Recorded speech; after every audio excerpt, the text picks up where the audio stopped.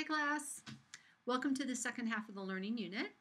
I wanted to talk about three things. So first I want to just do some responding to your forum post. Second, I want to explain what we're going to do for the second half of our learning unit and why we're going to do that. And then lastly, I want to talk a little bit about citations and giving credit. So let's start with the forum post. So really appreciate something that Jessie said about just thinking in terms of switching our mindset about addictions from a shortcoming to a disease and how powerful that is, and also how hard it can be. And that got me thinking about is addiction a choice or not, and who cares? And I started thinking about, I thought about this a lot this in the past couple weeks about addictions and choice, and does it really matter? And you know where I think it matters is if you want or need to pass judgment. So if you want or need to pass judgment, then saying something's a choice is a way to justify kind of a judgment against the person. But when you have someone who's addicted sitting in front of you, who cares how it started? We just want to try to help this person get over it.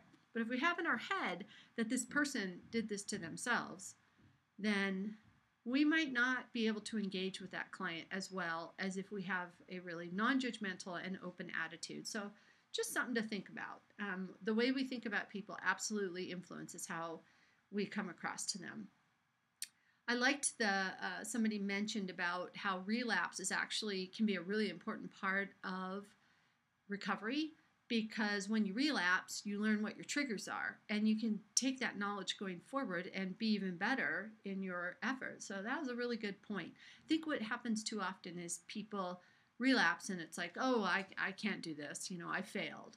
And if we can help people to see that relapse, you don't want to give people excuses to relapse, but at the same time, you also don't want them to throw up their hands and give up when they relapse. So somehow we have to help them see that relapse is normal. Like, not great, that we don't really want people to relapse, but normal, and it doesn't mean they're a failure. So somebody else talked about seeing, maybe on Facebook, a sign in a doctor's office about that prenatal care was going to include drug testing, and that if women had drugs in their system, that CPS would be called. And that's a really great example of something with good intentions backfiring, because people who are addicts need to get prenatal care. And if they are worried that they're going to have CPS called on them, they're not going to get prenatal care. So we need to develop relationships with people, meet them where they're at, work on harm reduction, and that can't happen if we have a really punitive attitude and people are afraid to approach us. So I just mentioned that. Maybe prenatal care is more important than putting people, calling CPS on someone. That's a tough one. I also wanted to mention this idea about personal experience, because a lot of us have personal experience with loved ones using, or maybe you yourself have a history of use. And there's this idea that if you have personal experience, you can have empathy. And yes, I agree that personal experience can be powerful, but it can also be limiting, because it can be too hard to separate our own experiences from the experiences of other people. And so we see whatever it is, and it's not just about addictions, it's about whatever issue we face. We tend to see it through our own eyes.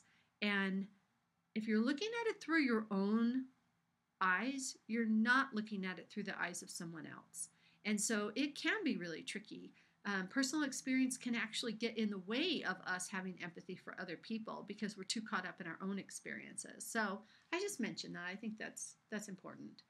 Okay, let's talk about the work for the week. So there are going to be 3 things that you're going to do, and they're all related. So the first thing is, I want you to do this reading, Principles of Drug Addiction Treatment. I posted it on the Moodle site. And it is a discussion of drug addiction treatment, hence the title, but it's evidence-based. So this is a compilation of things that work. So I want you to read that first, and then I want you to interview someone. And you only have to interview one person. It can be one of two kinds of people. It could be one, a person who is in recovery from addiction, or it could be a person who works in the field of addictions. You're going to interview that person, and the thing you're going to interview them about is this topic. What treatment method did they use when they helped you? That's what you would say to somebody in recovery. And then somebody who works in a treatment facility, hey, what kind of treatment methods do you use with people? And so the person tells you, whatever they say. And then I'd like you to ask them, does it work? And how do you know it works? And it would be also interesting to know, like, if you think there could be, like, if you were in charge, are there other treatments that you would utilize, either for yourself, like, is there something that somebody who has an addiction wishes they could have accessed and couldn't? Is there something that a person who works in an addiction center wishes they could offer people, but they can't? So basically, you are going to gather information about the kind of treatment that the person you interview either uses with clients or has experienced as a client. And then what you're going to do is you're going to compare that to the reading. So is the treatment center, for instance, are they using evidence-based practices? Did the client experience evidence-based practice? So interview, read, interview, compare, interview to the information you get from the reading. And then I'd like you to make, I guess I'll give you an option. You can either make a 5-minute video telling us what you found, and then what you do is you post it to YouTube and then share the link. Or if you're more comfortable writing it as a short paper, that would be fine too. It'd be fun to see you, see your faces, hear your voices. So I encourage you to do the recording, but I also don't want anyone to have an anxiety attack about the idea of making a video. So that's what we're going to do for our week. Hopefully that makes sense. Okay, the other thing I want to talk about is the idea of citations. So when I say citations, it really encompasses both like that little thing you do at the end of a sentence or the reference page, but it also encompasses the idea that you must give credit.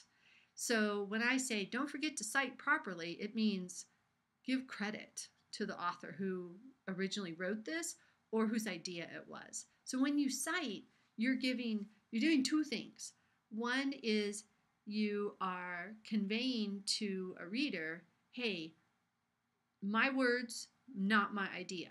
So that would be an in-text citation with no page number, no quotes or anything like that, because what you've done is you've used someone else's idea, but you've explained it in your own words. That does need a citation.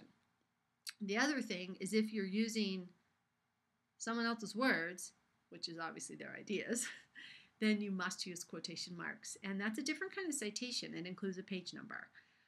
So that the reader can find out where that comes from. So when you think citation, don't get all hung up on, oh my gosh, am I doing the exact right, period in the right place? And that's not as important as giving somebody credit. So do your best on the citations, but make sure you give people credit for their ideas and or for their words. A great website, plagiarism.org. That will give you ideas of what not to do. So, okay, if you have any questions, please post them, and I look forward to watching videos. Thanks.